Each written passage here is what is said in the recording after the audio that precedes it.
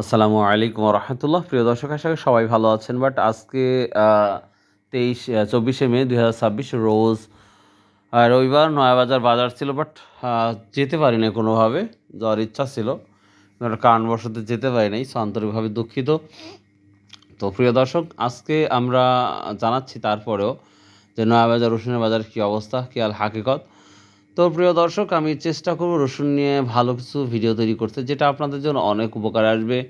সেটা একবারে কৃষকের কাছ থেকে বা ব্যবসায়ীর কাছ থেকে তথ্য নিয়েই আপনাদের জন্য সুন্দর সুন্দর ভিডিও তৈরি করার চেষ্টা করব ইনশাআল্লাহ, যেটা আপনাদের ব্যবসার জন্য অনেক অনেক কাজে আসবে এবং যে সকল কৃষক বাড়িতে রসুন আছে তাদের জন্য অনেকটাই বেনিফিট হবে ইনশাআল্লাহ। তো প্রিয় দর্শক, আজকে নয়াবাজারে যে তথ্য জানলাম, যদি নাও যাই নাই তারপরে জানলাম, আপনার বাজার আগের মতোই আছে মোটামুটি। তবে বরাবরই বলে থাকি, এক একটা বাজার এক একটা কোয়ালিটি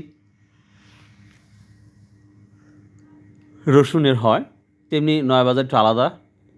তো আজকে আমরা ছোট রসুন যেটা শুনলাম বা জানলাম যে 1300 থেকে শুরু করে 1500-1600 পর্যন্ত কুচি কোয়ালিটি ভেদে আছে, কোয়ালিটির উপর নির্ভর করছে। মাঝারিটা কিন্তু আপনারা জানেন যে 2300 থেকে 1700 থেকে শুরু করে 2100-2200 টাকা পর্যন্ত।